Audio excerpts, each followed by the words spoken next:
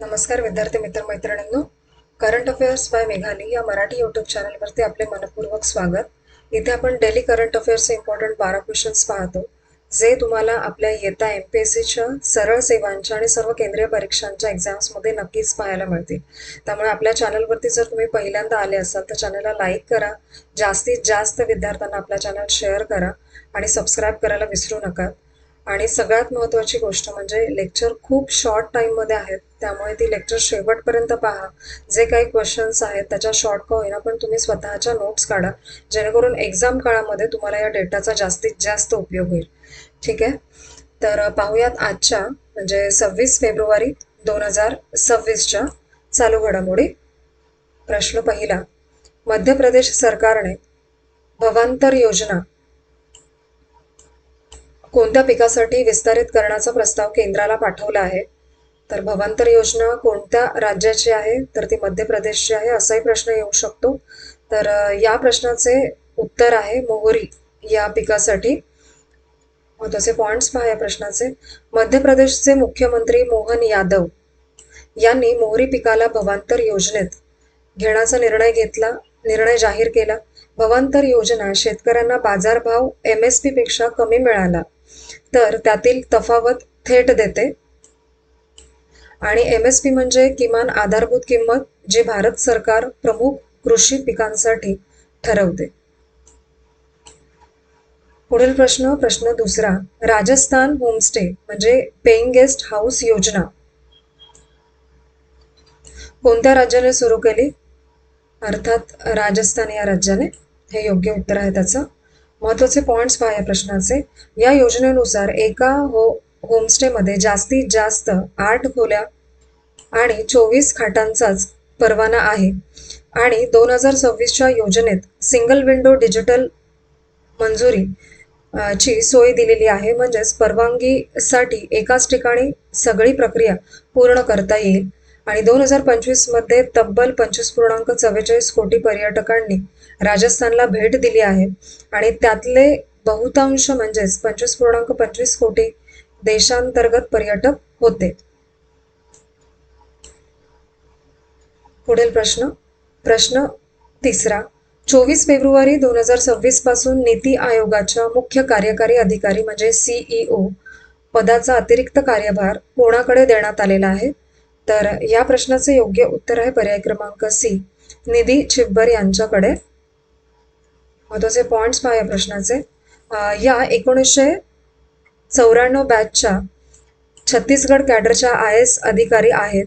निधी छिब्बर यांनी BV सुब्रमण्यम यांच्या जागी पदभार स्वीकारला. आणि यापूर्वी निधी छिब्बर या CBSEच्या अध्यक्ष म्हणूनही काम करत होत्या. पुढील प्रश्न चौथा, CM जन सुनवाई पोर्टल कोणत्या राज्यात सुरू करण्यात आलेले आहे? तर या प्रश्नाचे योग्य उत्तर आहे पर्याय क्रमांक B, दिल्ली या राज्यामध्ये. महत्त्वाचे पॉइंट्स पहा. रेखा गुप्ता यांनी दिल्लीत CM जनसुनवाई मोबाईल ॲप सुरू केलेले आहे. हे पोर्टल तक्रारीचे तंत्रज्ञानावरती आधारित निवारण करण्यासाठी एकत्रित व्यासपीठ आहे. आणि EWS, DG आणि CWSE विद्यार्थ्यांच्या प्रवेशासाठी आधारित ओळख पडताळणी आणि जन्म प्रमाणपत्रांची डिजिटल पडताळणी आता बंधनकारक करण्यात आलेली आहे.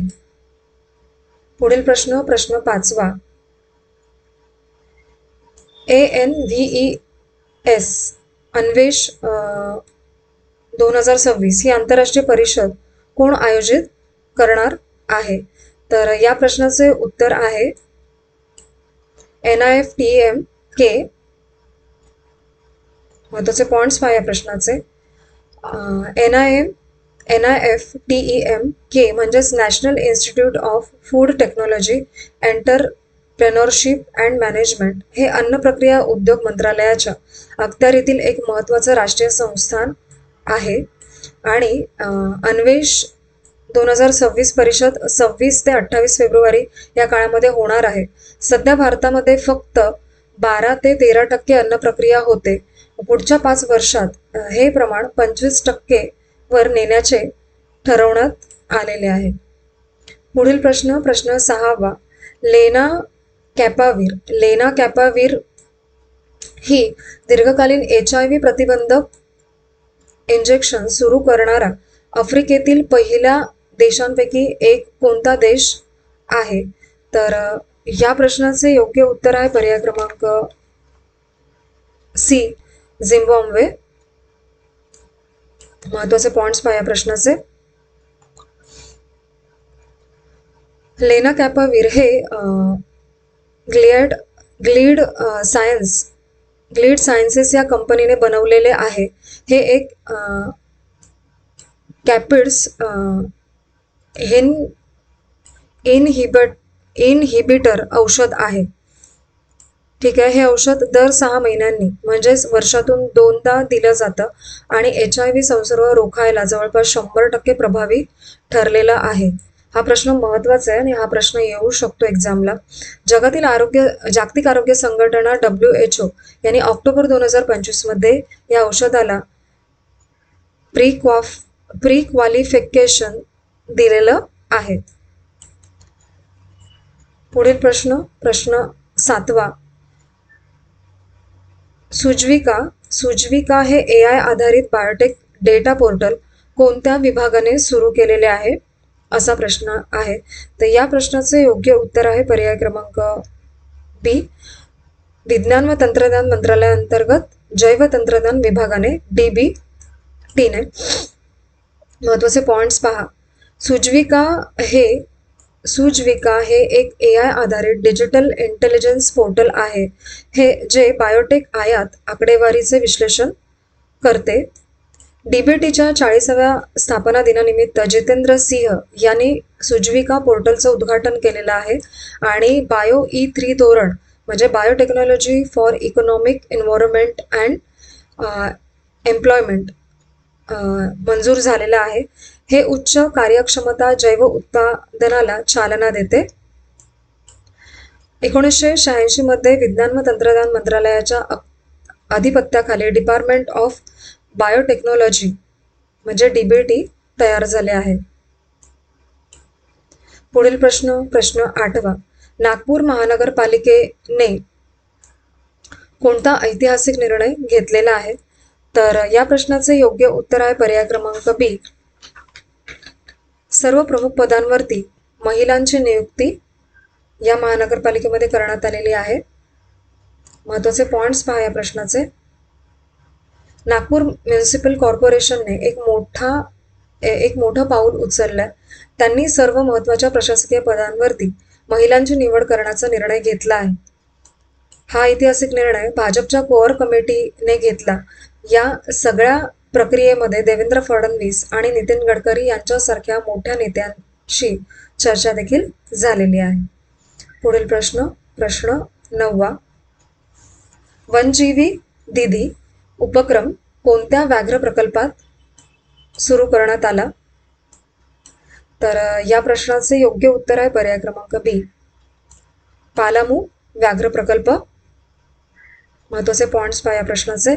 फेब्रुवारी 2026 मध्ये पालामू टायगर रिझर्व यांमध्ये वनजीवी हा उपक्रम सुरू झाला. या उपक्रमामध्ये 17 गावांमधल्या सुरक्षित महिलांना वनसंवर्धनाचं प्रशिक्षण दिलं जातं आणि पालामू व्याघ्र प्रकल्प प्रोजेक्ट टायगर अंतर्गत सुरू झालेला पहिला 9 व्याघ्र प्रकल्पांपैकी एक आहे. हा प्रकल्प छोटा नागपूर पठाराच्या परिसरात आहे. कुठे स्थित आहे तर छोटा नागपूर पठाराच्या परिसरात. पुढील प्रश्न 10वा. हिम कनेक्ट हा कार्यक्रम कोणत्या परिषदेमध्ये आयोजित करण्यात आला? तर या प्रश्नाचं योग्य उत्तर आहे पर्याय क्रमांक C, world sustainable development summit यामध्ये WSDS. महत्वाचे पॉइंट्स पहा. पर्यावरण, वन आणि हवामान बदल मंत्रालयाने MOEFCC WSDS 2026 मध्ये हिम कनेक्ट हा कार्यक्रम घेतला. हा उपक्रम the energy and resources institute TERI यांच्या वर्ल्ड सस्टेनेबल डेव्हलपमेंट समिटचा भाग आहे आणि भारतीय हिमाचल प्रदेश आशिया खंडातील एक महत्त्वाचा हवामान नियंत्रक मानला जातो. पुढील प्रश्न 11वा. रॉब जेटेन हे कोणत्या देशाचे सर्वात तरुण पंतप्रधान झाले आहेत? तर या प्रश्नाचे योग्य उत्तर आहे पर्याय क्रमांक सी, नेदरलँड्स. रॉबर्ट जेटेन वयाच्या 38व्या वर्षी नेदरलँडचे सर्वात तरुण पंतप्रधान झाले आहेत. रॉबर्ट जेटेन यांच्या नेतृत्वाखाली सरकार अल्पमत आघाडीचं आहे. त्यांच्या आघाडीत 3 पक्ष आहेत. राष्ट्रीय निवडणुकांनंतर तब्बल 117 दिवसांनी नवीन सरकार स्थापन झालेले आहे. पुढील प्रश्न 12वा. ICC पुरुष T20 विश्वचषक सामन्यामध्ये शतक करणारा पहिला कर्णधार कोण ठरलेला आहे? तर या प्रश्नाचे योग्य उत्तर आहे पर्याय क्रमांक सी, हॅरी ब्रूक. महत्त्वाचे पॉइंट्स पहा. हॅरी ब्रूकने ICC पुरुष T20 विश्वचषक सामन्यामध्ये शतक झळकावणारा पहिला कर्णधार होण्याचा मान मिळवला आहे. पाकिस्तान विरुद्ध त्याने फक्त 50 चेंडूत शतक पूर्ण केले आणि हा सामना ICC men's T20 world cup 2026 स्पर्धेत झाला. याआधी सर्वाधिक वैयक्तिक धावसंख्या रेकॉर्ड 98 धावांचं होतं, जे क्रिस गेल यांच्या नावावरती होते. तर आपले आजचे 26 फेब्रुवारी 2026चे डेली करंट अफेअर्स पाहून झालेले आहेत. मला म्हणायचं आहे की लेक्चर शेवटपर्यंत पहा आणि नोट्स काढा आणि कृपा करून लेक्चर जे आपले बाकीच्या ज्या सिरीज चालू आहेत ना त्या देखील बघा, जे की बेसिक आहेत आपले स्टेट बोर्डचे लेक्चर्स आणि इतर जे टॉपिक वाईज जे काही दिलेले आहेत ना ते तुमच्या येत्या अपकमिंग ज्या एक्झाम आहेत सरळ सेवेच्या, जसे काय तलाठीची येते, पोलीस भरती येते, हायकोर्टच्या पण म्हणजे सलग 3 आहेत, त्याला जर तुम्ही अपेअर करत असाल ना तर त्याच्यातले जे काही करंट्स आहेत ना त्याचा तुम्हाला या एक्झाममध्ये ना नक्की उपयोग होणार आहे. त्यामुळे त्या देखील सिरीज पहा, ही माझी रिक्वेस्ट आहे तुम्हाला. आणि आजचे लेक्चर तुम्ही शेवटपर्यंत पाहिलेत त्याबद्दल थँक्यू सो मच.